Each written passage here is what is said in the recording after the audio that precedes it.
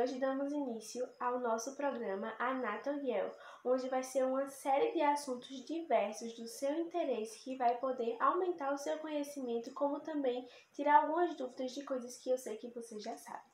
Esse programa é voltado para todo o público, principalmente para estudantes da área de odontologia. Então vamos lá e vamos aprender mais. E o assunto de hoje vai ser o nervo trigêmeo. Você já ouviu falar? O nervo trigêmeo é o quinto nervo craniano, onde possui 3 ramificações: o ramo oftálmico, o ramo maxilar e o ramo mandibular. Possui também fibras sensitivas e também fibras motoras, onde as sensitivas são responsáveis pela sensibilidade da face, do dente, mucosa bucal e nasal, entre outras. Já as fibras motoras são responsáveis pela inervação dos músculos da mastigação, como o masseter, pterigóide medial, temporal, miloióideo e digástrico. Sobre a origem do nervo trigêmeo, os ramos possuem uma grande área, sendo elas toda a fronte, a face, a região lateral da cabeça, juntamente com a maior parte do pescoço. Lembrando também algo que não pode esquecer, que é um dos principais integrantes da neuroanatomia, um dos mais importantes. A raiz sensitiva é mais lateral e volumosa e é formada pela união de 40 a 50 filetes, possuindo 5 milímetros e tendo um aspecto achatado de espessura. Já a raiz motora é situada medialmente à precedente e distingue-se por ser menos espessa, possuindo apenas 2 milímetros e sendo de 8 a 10 filetes. E para dar continuidade ao nosso programa, vamos chamar 3 estudantes de odontologia que estão preparadas para falar sobre esse assunto. Portanto, fica ligado que ainda tem muito para aprender sobre o nervo trigêmeo. Boa tarde! Como a repórter Larissa falou anteriormente, o nervo trigêmeo ele é composto por 3 ramos, sendo eles o ramo superior, o ramo médio e o ramo inferior. O ramo superior, conhecido também como ramo oftálmico, ele é responsável pela inervação da fronte, do nariz e das regiões oftálmicas da face. Já o ramo médio, chamado também de ramo maxilar, sua origem se dá no glândulo trigeminal, emergindo para fora do crânio pelo forame redondo. Então, esse ramo vai estar localizado entre as regiões da pálpebra inferior, dos dentes superiores, da gengiva superior, do lábio superior e do dorso do nariz. Por fim, temos o ramo inferior, conhecido também como ramo mandibular. Esse ramo ele se bifurca no nervo miloióide, que vai inervar o músculo digástrico. Além disso, ele é responsável pela sensibilidade da porção mais inferior da face, a região da mandíbula, o assoalho da cavidade oral, além de fornecer ramos motores para os músculos envolvidos na mastigação. Oi gente, boa tarde, me chamo Joyce e darei continuidade ao assunto, falando um pouco sobre as divisões do nervo trigêmeo e sobre os núcleos trigeminais. Bom, como dito anteriormente, ele também é conhecido como o quinto par de nervo craniano, sendo o maior de todos os outros 12 e talvez o que contenha mais informações e detalhes anatômicos. Sua real origem localiza-se entre a ponte e o pendúculo cerebelar médio. O nervo trigêmeo ele é considerado misto, o que significa dizer que ele contém fibras tanto sensitivas quanto motoras. A maior quantidade dessas fibras se encontra em sensitivas, tanto que ele é o principal nervo sensitivo de toda a cabeça. E em pequena quantia, encontra-se as motoras, mas também com um papel super importante, que é a movimentação dos músculos da mastigação e outros músculos menores. Sobre os núcleos trigeminais, são eles núcleo sensitivo principal, núcleo do trato espinhal, núcleo mesencefálico e núcleo motor. que acredito que seja o de mais importância para nós da área de odontologia, já que ele é responsável pela parte motora dos músculos da mastigação. Olá, eu sou Regina e eu vou continuar explicando sobre o nervo trigêmeo. O nervo trigêmeo ele tem duas funções, a função motora e sensitiva. Na função motora, ele tem fibras que elas vão originar do ramo mandibular e essas fibras elas são responsáveis por inervar os músculos da mastigação, como temos aqui na imagem, que são os músculos masseter, temporal, pterigode lateral e medial, e também ela pode criar alguns ramos, que vai ligar para os músculos miloióideo e o ventre anterior do digastro. Em relação à sensibilidade, para melhor entendermos, nós podemos dividir o rosto em três partes: a área de suprimento do nervo oftálmico, a área de suprimento do nervo maxilar e a área de suprimento do nervo mandibular, como está aqui na imagem. A sensibilidade desse nervo ela é bem espalhada pelo rosto todo, né, pela face, e é responsável pela sensibilidade estereoceptiva de toda a face. Também pela sensibilidade conjuntiva ocular, pela sensibilidade dos dentes, pela sensibilidade de 2/3 da nossa língua e a sensibilidade da mucosa bucal e nasal. Falando da relação desse nervo trigêmeo com a odontologia, notamos que tanto o nervo quanto os ramos que o compõem, eles estão relacionados a importantes eventos, como por exemplo, a pressão, a temperatura, a sensibilidade, a mastigação. Então a gente nota que esse nervo é muito influente nos procedimentos realizados clinicamente. Que legal, né? Muito empolgante e é muito bom sempre estar aprendendo mais. Mas não acabou por aqui. Nós vamos chamar agora a repórter Amanda Costa, que vai estar falando sobre algumas patologias, juntamente com uma surpresinha que preparamos para vocês. Fica ligadinho. Boa tarde, gente. Vamos falar agora sobre as patologias que podem acometer o nervo trigêmeo. Você já ouviu falar em herpes zoster? Não é a mesma coisa que a herpes labial e a genitália. A herpes zoster ela é causada por um vírus chamado varicela zoster, que é o mesmo causado na catapora. Elas têm algumas semelhanças, mas umas diferenças muito peculiares. Por exemplo, a herpes zoster ela forma várias bolinhas como a da catapora e deixa a região bem avermelhada. Ela aloja, o vírus, né, a varicela zoster, ele aloja neurônios.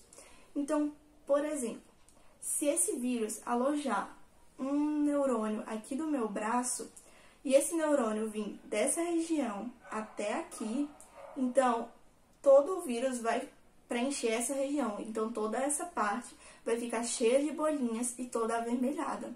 Ele não ultrapassa o neurônio, então ele só acompanha o trajeto daquele neurônio específico.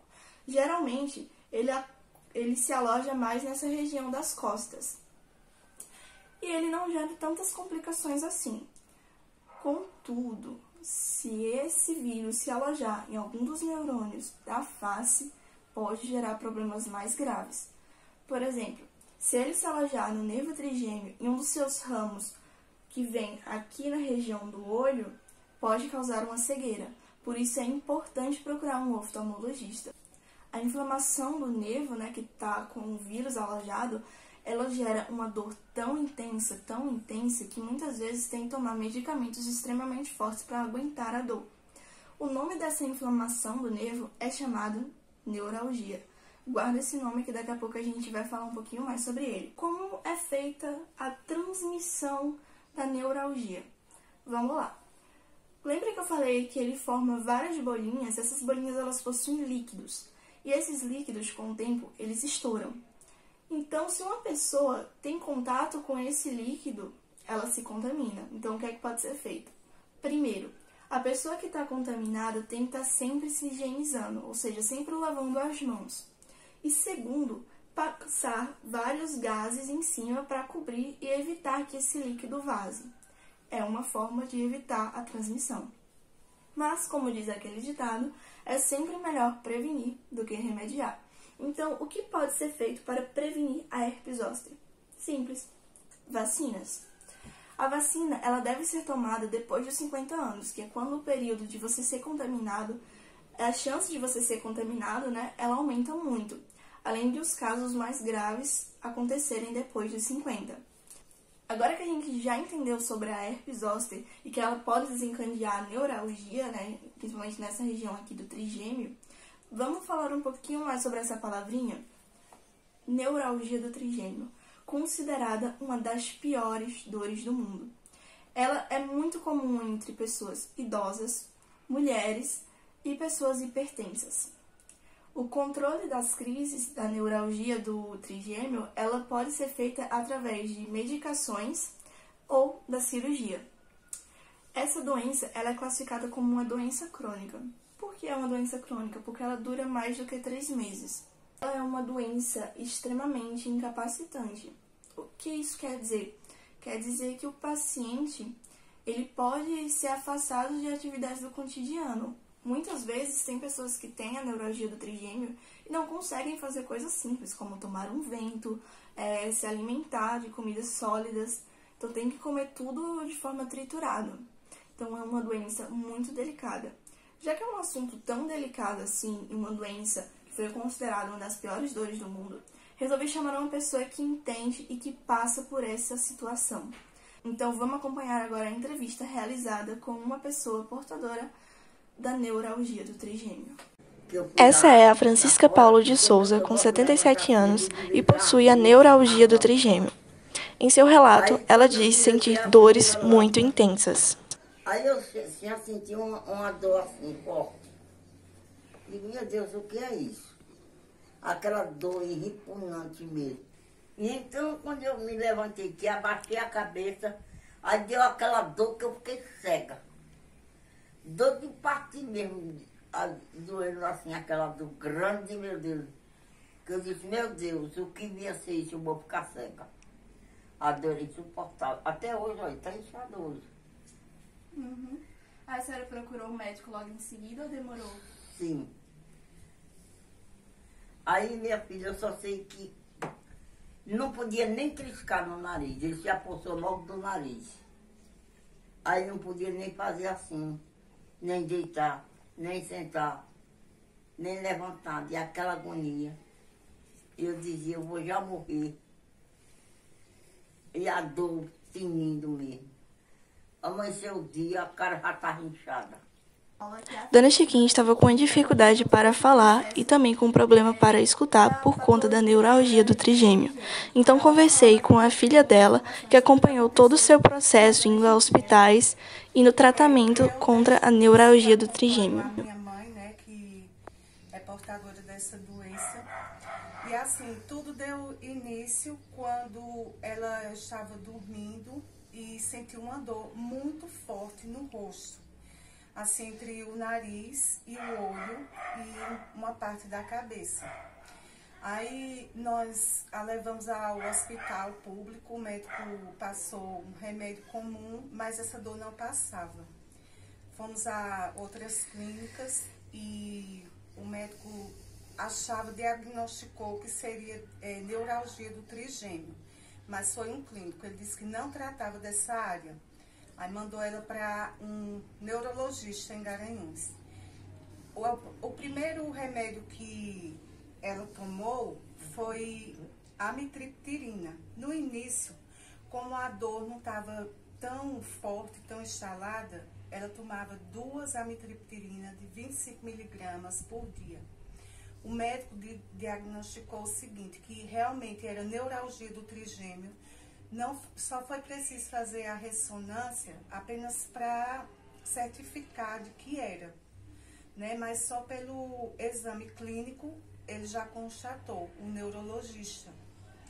Quem trata dessa área é o neuro, não é o psiquiatra, também não é o clínico, nem o bucomaxilar, não trata, é o neurologista que trata. Aí ela ficou, só que cada vez mais doía, cada dia mais doía. Agora era uma dor muito forte. Ela perdeu muitos quilos porque não consegue se alimentar. Ela usava a prótese, não usa mais. O óculos também, porque como o óculos ainda pegava uma partezinha do nariz, dói. Não podia levar um vento, ligar um ventilador, um ar-condicionado. Tudo isso era prejudicial. Se ela lavasse o rosto, sabonete, qualquer coisa, se o chuveiro tocasse, doía. O médico falou de uma escala de 0 a 10, a dor, quando vem, é 10. Não existe nem a dor do parto, é como ela, porque ela é uma dor que vem e passa. Aí depois ela vem de novo. Ela é comparada a um raio, a um choque, ele falou. Tem que tirar a chapa. E não tem, aqui no Brasil, até o ano de 2018, que eu saiba, só em Curitiba, que tinha um médico que fazia uma cirurgia que podia obter algum sucesso, mas essa cirurgia era preciso abrir todo o crânio e desconectar os trigêmeos, que são os 3 nervos, né, que se tocam. Quando eles se tocam, aí dá a dor. Então, é uma cirurgia bastante cara, porque esse aparelho, a máquina para fazer a cirurgia, ela não é fabricada aqui, não tem no Brasil. Eu procurei saber, eu falei com o médico, a recepcionista, então chegamos à conclusão. E também ele falou assim, que não é totalmente seguro, que não volte. Então, nós achamos melhor optar por ficar tomando remédio. Aí, o que é que um dos médicos diagnosticou? Porque ela passou por mais de 10 médicos. Medicações, se eu fosse falar aqui, eu nem lembraria mais a quantidade. Teve uma vez que nós enchemos uma mesa do médico, assim, ele ficou admirado com a quantidade de remédio que já tinha sido testado. Ele disse que pode ter sido devido à perca total da dentição, um após o outro, né? Que antigamente era muito comum se perder todos os dentes, ou devido a um choque muito grande emocional. Provavelmente foi por conta que perdeu toda a dentição. Aí um remédio paliativo que se achou até hoje foi a carbamazepina, mas ela não é indicada totalmente para isso. A carbamazepina é um antipilético, na verdade. Mas como ela atua no sistema nervoso central, ela diminui a dor. Carbamazepina não pode parar de tomar. E também, quando a crise está muito séria, ela às vezes toma algumas doses de morfina. Isso aconteceu só 2 vezes, só que ela ficou muito mal depois de ter tomado as doses. No momento, ela consegue diminuir essas dores, mas passou um tempo e agora voltou novamente e continua. É Tramol. Tramol junto com a carbamazepina dá mais um alívio nessas dores. Mas ela continua. Para se alimentar tem que ser pastoso, processado. Não pode comer de tudo, não pode estar no vento. Até um vento normal, assim, uma brisa, não pode essas coisas. E assim, o médico até hoje não descobriram um remédio específico para tirar essa dor. Seja 100% eficaz, né? Não tem. Quando ele fica nublado, aí dói. Quando as crises elas vêm, quanto tempo elas duram? Tipo 1 hora, um dia inteiro? Não, é uns 5 segundos. É uma dor como um choque, o médico disse. E ela disse que vem assim, escorre uma água, aí dá aquela dor, aquela pulsação. Depois que a água escorre, a dor dá, aí a água bate. Aí quando a água desce, aí aquilo vai parando a dor. Aí quando é mais ou menos meia hora, lá vem ele de novo. Sim, as crises são assim. Teve época que já moderou mais. E tinha dia que ela só sentia 1 ou 2 vezes. Mas agora, esse ano, ela está sentindo mais dores. Mesmo aumentando a dosagem da medicação. Então, como vocês puderam ver na entrevista, a neuralgia ela é realmente muito difícil. Ela é dolorosa. É uma doença que impede você de fazer coisas do cotidiano, coisas que parecem simples. Então é isso, ficamos por aqui. Muito obrigada. E foi isso, pessoal. Chegamos ao fim do nosso primeiro programa. Muito obrigada por ter ficado até aqui e ter acompanhado conosco, aprendido um pouco mais. Até breve. Tchau! Falar? O nervo trigêmeo é o quinto nervo craniano. É o quinto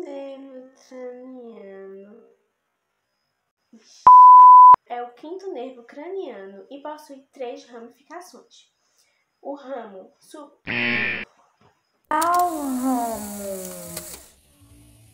Falando da relação desse nervo trigêmeo com...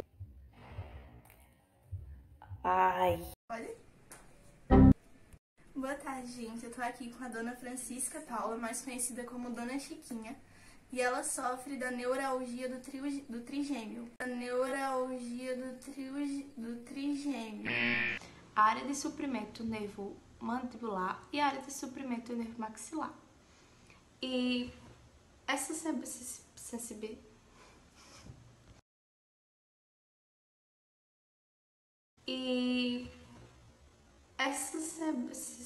sensibilidade